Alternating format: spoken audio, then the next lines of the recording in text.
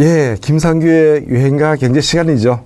예, 저임금에도 꿋꿋하게 잘 버티는 이 단벌 신사 노래입니다. 예, 한번 같이 불러볼까요? 단벌 신사 우리 애인은 31살로 총각님, 단벌 옷에 넥타이 2개 언제나 변함없죠. 멋이야 없지만 마음만은 진실해. 주머니가 텅텅 비어 데이터를 못해도 단벌 신사 노총각님 당신을 사랑해요. 단벌 신사 우리 애인은 31살로 총각님, 단벌 구두 다 떨어져도 태연한 그 마음씨. 돈이야 없지만 마음만은 믿어워. 흔해 빠진 영화관에 구경 한번 못해도 단벌 신사 노총각님 당신을 사랑해요. 예, 이 단벌 신사 이 노래는 바로 1968년도에 김연지가 작사했죠. 김문흥이 바로 이제 그 작곡했고 김상희가 노래한 이 대중가요죠. 이 단벌 신사 노래에서 살필 수 있는 경제 이야기는 어떤 것일까요? 바로 가난이죠. 단벌 신사 우리 애인은 31살로 총각님, 단벌 옷에 넥타이 2개 언제나 변함없죠. 단벌 신사 우리 애인은 31살로 총각님, 단벌 구두 다 떨어져도 태연한 그 마음씨. 바로 여기에서 보듯이 31살의 신사임에도 불구하고 노총각이죠. 당시에는, 지금은 아주 뭐 그렇지 않지만은 옷은 한 벌뿐이고 넥타이는 2개뿐이다. 또 구두 또한 단벌이라고 했죠.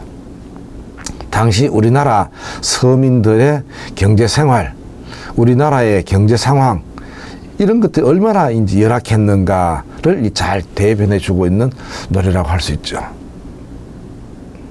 우리는 여기서 이 가난의 원인과 해결책에 대한 미국의 경제학자 라그나 넉시의 견해를 살펴볼 필요가 있습니다.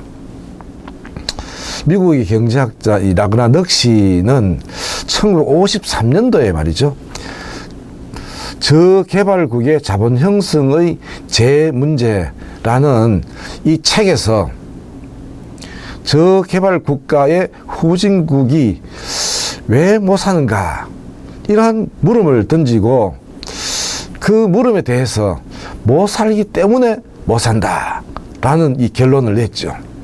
바로 빈곤의 악순환이라고 지적했습니다.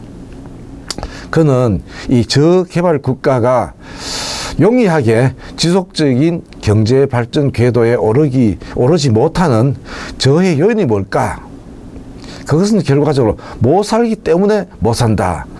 그 결론을 지었죠. 바로 그래서 이와 같은 이 못 살기 때문에 못 산다고 하는 수요와 이 공급의 2가지 측면에서 바로 이 지적을 했습니다. 먼저 이 공급 측면을 한번 살펴볼까요? 이 공급 측면에서 살펴보면은 이 저개발 국가는 일반적으로 이 자금 축적이 아주 빈약하지 않습니까? 따라서 생산성이 낮죠. 생산성이 낮으면은 또 소득 수준이 또 낮죠. 소득 수준이 낮으면은 불가피하게 이 자본 형성이 낮아지고 자본 형성이 낮아지면 이 자본 부족으로 인해서 또 빈곤이 영속적으로 이루어진다고 이제 지적했던 것입니다. 또 수요 측면에서도 마찬가지로 저소득은 결과적으로 이 구매력 수준이 또 낮아질 수밖에 없죠. 기업 입장에서는 자본 시장이 또 협소하게 마련입니다. 그러면은 다시 이 기업의 이윤 기대에 악영향을 주지 않습니까? 그럼 이 투자를 또 적게 하게 되겠지요. 따라서 이 저수준의 투자 수요와 저소득의 원인이 계속적으로 이어지고 있음을 바로 이 라그나르 씨는 지적하지요. 요걸 좀 더 쉽게 간단하게 요약하면은 이 공급적인 측면에서는 저소득, 저저축은 저자본 형성, 저자본 형성은 저생산력, 저생산력은 저고용은 또 저소득으로 이어진다고 하는 거죠. 그럼 수요적인 측면에서도 저소득은 이 저구매력은 시장의 협소, 시장의 협소는 저투자 유인, 그 다음에 저투자 요소, 그 다음에 이제 저소득으로 다시 또 이렇게 반복적으로 이어진다. 그래서 바로 이제 수요적인 측면이든 공급적인 측면이든 바로 못 살기 때문에 못 산다고 하는 이 빈곤의 악순환, 이 가난의 문제를 아주 깔끔하게 갖춰놓고 못 산다. 이런 얘기죠. 그래서 이러한 악순환, 이 문제를 그러면은 그대로 이어가야 되느냐. 여기에 대해서는 바로 이제 그렇지 않다는 얘기죠. 이 빈곤의 악순환을 어떻게 극복할 것인가. 이것에 대해서 넉시는 이 공급의 측면에서 저축의 문제를 가지고 이 해결점을 찾습니다. 바로 그것은 바로 이제 이 국내 저축은 물론 낮을 수밖에 없지만은 해외 저축의 경우는 그렇지 않다는 것이죠. 그래서 바로 외채를 통한 이 빈곤의 악순환 해결책을 찾아야 된다고 했는 거죠. 그래서 우리나라의 경우는 당시 이와 같은 것이 아주 좋은 해결책이 되었습니다. 특히 그 당시에 IMF죠. 이 국제통화기금, IBRD, 세계은행이죠. AID, 이 국제개발처, 이러한 등의 이 국제금융기관의 차입 이자가 아주 매우 쌌지 않습니까? 그렇게 해서 바로 이제 이 빌린 자금으로 아주 싸게 빌린 자금으로 이 공장을 짓고 여러 가지 그 건설을 했죠. 생산 자금으로 활용했던 것입니다. 더욱이 이 당시는 저임금, 저고가, 저지가라는 이 3저 정책을 국가가 정책적으로 취했습니다. 그러니까 바로 이 3저 정책의 영향 탓에 바로 이자를 갚고도 바로 여유가 생겼던 것입니다. 그 결과 이 한국 경제는 매우 높은 이 경제 성장률을 달성할 수 있었다고 이 말할 수가 있겠습니다. 이 다음은 바로 이 허시만의 경우에 또 이야기하는 이 불균형 성장론, 이 이야기를 하지 않을 수 없습니다.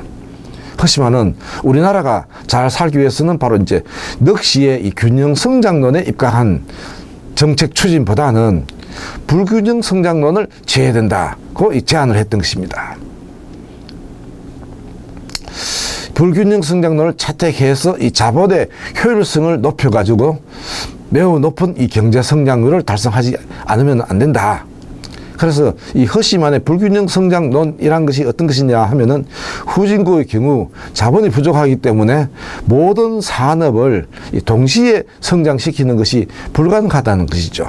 그러므로 이 전방 연관 효과와 후방 연관 효과가 큰 전후방 연관 효과가 큰 선도 부문을 선정해서 그것에 집중적으로 육성하는 것이 효율적이다, 이런 것입니다.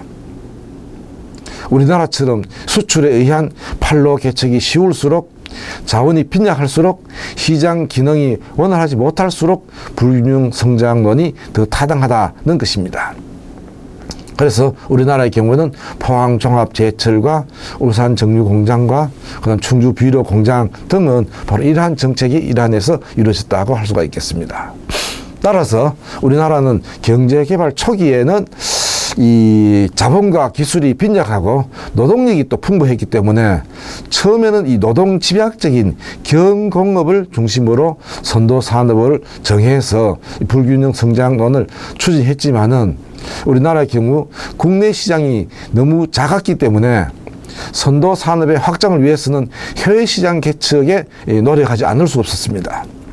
그리고 더욱더 이제 1970년대 이후에는 경제 개발이 진행됨에 따라서 자본과 기술이 축적되었으므로 전방 연관 효과와 후방 연관 효과가 더 높은 자본 집약적 산업에 집중 투자해서 바로 이 비약적인 이 경제 성장을 이룩하게 된 것이죠. 따라서 이와 같은 이 한강의 기적은 바로 이와 같은 일환이다고 할 수가 있겠습니다.